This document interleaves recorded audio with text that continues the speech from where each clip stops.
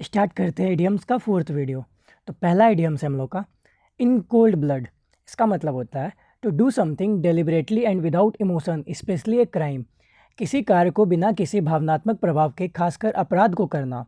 He kill the man in cold blood. उसने उस आदमी को बेरहमी से मार डाला, उसने उस आदमी को कोल्ड ब्लड में मार दिया।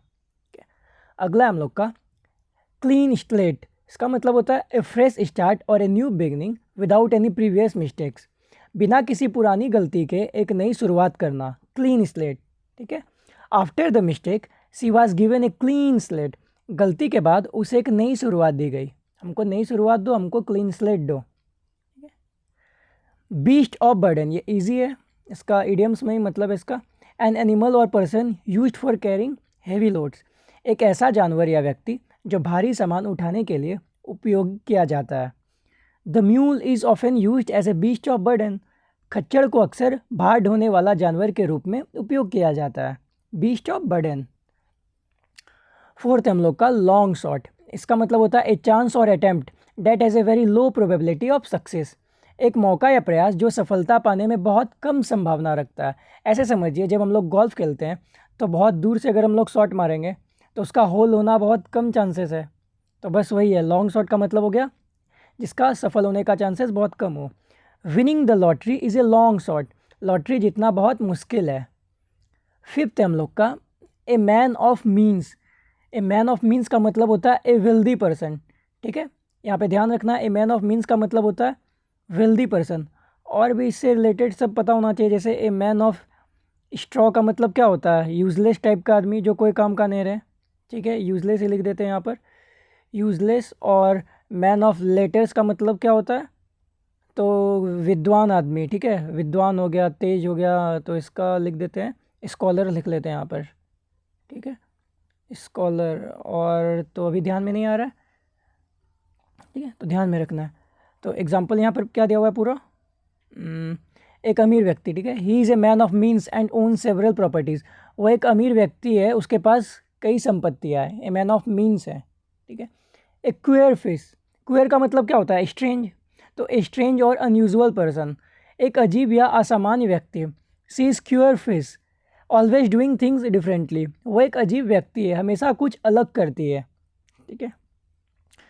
सेवंथ हम लोग का शॉट इन द आर्म। इसका मतलब होता है किसी को इनकरेज करना, बूस्ट करना। देखिए यहाँ पे इंजेक्शन दिया हुआ है, ऐसे मान लीजिए उसको वो कर रहा है, ड्रग्स दे रहा है।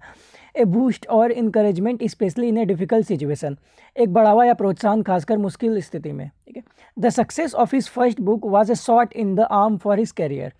उसकी पहली किताब की सफलता ने उसके कैरियर को एक नया आयाम दिया। जैसे आप लोग भी हमको शॉट इन माई आर्म कीजिए ताकि हम वीडियो अच्छा से बना पाए। 8 है हम लोग का a wild cat strike. Strike का मतलब होता है हड़ताल। Strike that is sudden and not authorised by labour unions.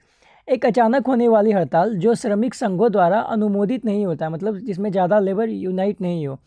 The workers went on a wild cat strike without prior notice. अब पहले से नोटिस नहीं देगा तो क्या होगा, वाइल्ड कैट स्ट्राइक होगा, सारा लोग हड़ताल नहीं करेंगे।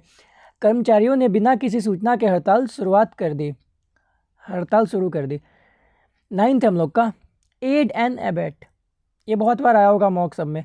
To help someone commit a crime. ठीक है, किसी को हेल्प करना, एड का मतलब होता है हेल्प करना, एबेट का मतलब होता है किसी गलत चीज़ में हेल्प करना, किसी अपराध को करने में मदद करना। He was arrested for aiding and abetting the criminal. उसे अपराधी की मदद करने के लिए गिरफ्तार किया गया। ठीक है।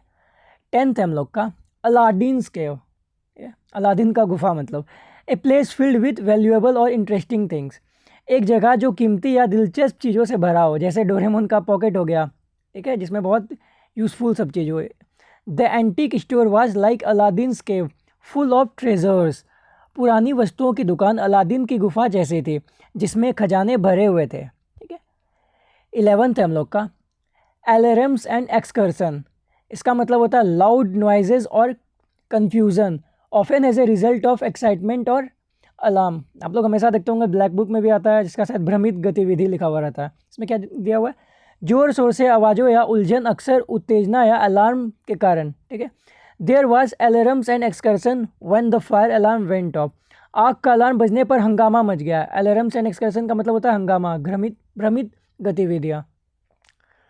N armchair critic. ठीक है, मतलब बैठ करके कोई निंदा करा। A person who gives advice और criticism but doesn't take action themselves, ठीक है। एक व्यक्ति जो सलाह या आलोचना करता है लेकिन खुद कोई कार्रवाई नहीं करता। He is just an armchair critic, he never actually does anything. वह बस आलोचक है, वह कभी कुछ नहीं करता है, वो एक आर्म चेयर क्रिटिक है। 13th हम लोग का आयरन हैंड, मतलब लोहा का हाथ। स्ट्रिक्ट कंट्रोल और अथॉरिटी, कठोर नियंत्रण या अधिकार, एकदम आयरन हैंड, एकदम स्ट्रिक्ट है। The leader ruled with an iron hand, नेता ने कठोर तरीके से शासन किया। बहुत अच्छा बात है, ज़रूरत भी है इसका। Old head on young shoulders, मतलब इडियम से ही लग रहा होगा। A young person with wisdom beyond their years, old head है और उसका यंग शोल्डर्स है, मतलब दिमाग तो बूढ़ा वाला है, मतलब तेज़ अनुभवी दिमाग है और शरीर में कैसा स्टेमिना है, यंग शोल्डर्स वाला, ठीक है। एक युवा व्यक्ति जिसे अपने उम्र से कहीं ज़्यादा समझ हो। She is an old head on young shoulders wise beyond her age, वह युवा होते हुए भी बहुत समझदार है, ठीक है। इसका मतलब होता है क्या, मतलब जो तेज हो, ठीक है। Young person with wisdom beyond their years, old head on young shoulders, मतलब दिमाग इसका ज़्यादा है, उसका उम्र से ज़्यादा उसका दिमाग में एक्सपीरियंस है, ठीक है। Apropos of nothing, apropos of nothing मतलब something said with no connection to the current conversation, ठीक है। हम अचानक से कुछ नया चीज़ टॉपिक स्टार्ट कर दिया, ठीक है, वही एप्रोपोज ऑफ नथिंग। ऐसा कुछ कहना जो वर्तमान बातचीत से संबंधित ना हो, ठीक है। होता है ना, कभी कुछ झगड़ा होता रहता है, उसी में कोई आदमी एक ऐसा बात बोल देता है जिसका कोई मतलब ही नहीं रहता उसका करेंट सिनेरियो से, तो उसी को हम लोग बोलेंगे apropos of nothing. Apropos of nothing he started talking about his childhood, बिना किसी कारण के उसने अपने बचपन के बारे में बात करना शुरू कर दिया, ठीक है, बिना किसी कारण का। Apropos of nothing, apropos of nothing. As daft as brush, अब यहाँ से एज वाला स्टार्ट है थोड़ा, मतलब एज डाफ्ट एज ब्रश मतलब वेरी सिली और फुलिश, बहुत मूर्ख या बेवकूफ़। He is as daft as brush to believe such nonsense, ऐसी बकवास पर विश्वास करना बहुत मूर्खता है, ठीक है। एज डाफ्ट एज ब्रश मतलब बहुत मूर्ख, सिली। 17th हम लोग का एज हाई एज काइट, मतलब एक्सट्रीमली हैप्पी और इंटॉक्सिकेटेड, मतलब बहुत खुश होना या फिर इंटॉक्सिकेटेड मतलब नशा में धूर्त रहना, ठीक है। एज हाई, हम लोग बोलते हैं ना हाई, अभी हम लोग, मतलब हम नहीं बोलते हैं, कोई बोलता है ना अभी हम हाई है, तो वही क्या है, हाई का मतलब यहाँ पर हो रहा है इंटॉक्सिकेटेड है, अभी हम नशा में है। As high as a kite, अत्यधिक खुश या नशे में होना। After winning the match he was as high as a kite, match जीतने के बाद वो बहुत खुश था या नशे में था। एज कीन एज मस्टर्ड, इसका मतलब वेरी इंथुजियास्टिक और ईगर। कीन मतलब ही होता है इंथुजियास्टिक और मस्टर्ड का मतलब नहीं पता क्यों है ऐसा इडियम्स, मतलब इसका मतलब होता है वेरी इंथुजियास्टिक और ईगर, बहुत उत्साही या जागरूक। She is as keen as mustard to get started on the project, वह प्रोजेक्ट पर काम शुरू करने के लिए बहुत उत्साहित है। एज कीन एज मस्टर्ड, उत्साहित है। As phoney as a $3 bill, something that is fake और डिसऑनेस्ट, ठीक है, वो चीज़ फेक है और मतलब डिसऑनेस्ट, बेमानी है, ठीक है। As phoney as a $3 bill, कुछ जो नकली या धोखाधड़ी हो।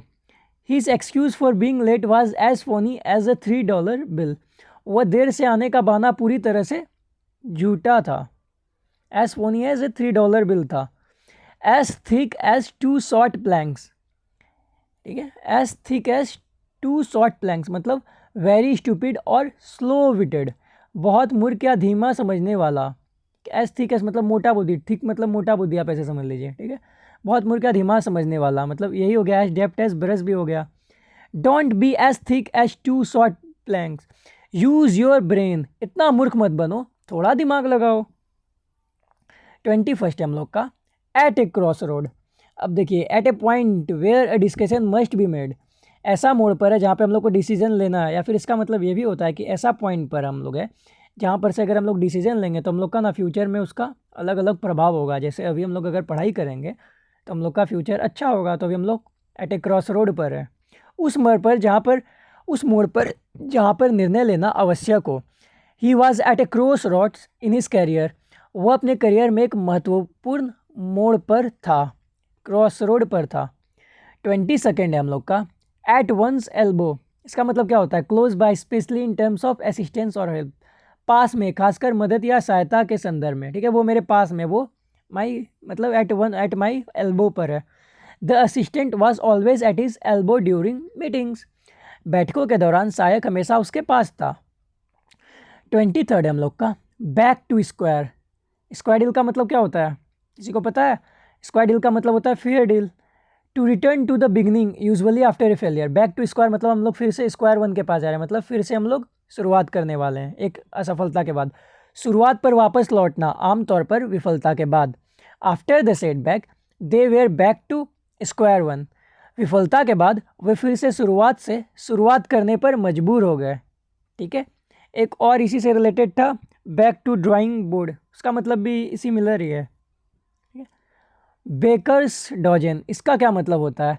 13 items instead of the usual 12। मतलब जैसे हम लोग एक डोजन मतलब क्या होता है? 12 पीस।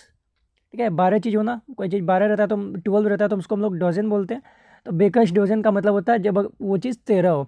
13 वस्तुएं सामान्य 12 के बजाय। ठीक है, he gave me a baker's dozen of donuts. उसने मुझे डोनट्स की 13 की संख्या दी। बेकर्स डोजन मतलब 13 हो गया। ठीक है, हम इसको 13 कर देते, इक्वल्स टू 13, एक तरह से यूनिट हो गया।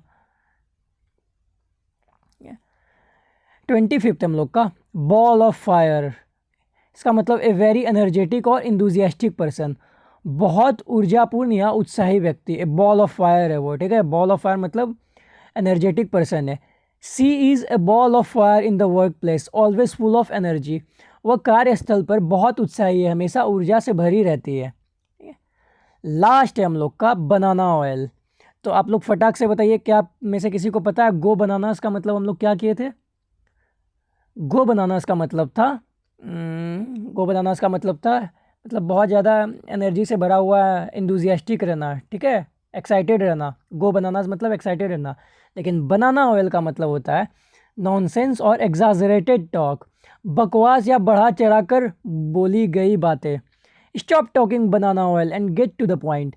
बकवास बंद करो और मुद्दे पर आओ। ठीक है, बनाना ऑयल क्या हो सकता है? केला, तेल, क्या हो सकता है? बकवास बात। ठीक है, लेकिन गो बनानास का मतलब होता है एक्साइटेड हो जाना, इंथुजियास्टिक हो जाना। ठीक है, इसी के साथ हम लोग का 4th इडियम्स का वीडियो ख़त्म होता है। तो आप लोग बने रहिए। PDF चाहिए होगा तो टेलीग्राम पर मिल जाएगा। और ऐसे तो हम कभी बोलते नहीं सब्सक्राइब करने, लाइक करने, पर कर दिया कीजिए, अच्छा ही लगता है हमको। ठीक है, और इडियम्स का और वर्ड्स का भी वीडियो इसी तरह हम अपलोड करते रहेंगे। सारा प्रीवियस ईयर में ही आया हुआ इडियम्स हम सेलेक्ट किए हैं, जो मेनली थोड़ा हमको हार्ड लगता है या थोड़ा मतलब इजी तो नहीं लगता है। इसमें कोई भी ऐसा वर्ड नहीं, कोई भी ऐसा इडियम्स नहीं होगा जिसको देख करके आपको लगेगा क्या कि ये तो आता ही है, मतलब ये तो देखने में ही लग रहा है कि ऐसा होगा। सारा थोड़ा मॉडरेट रहता है। ठीक है, थैंक यू।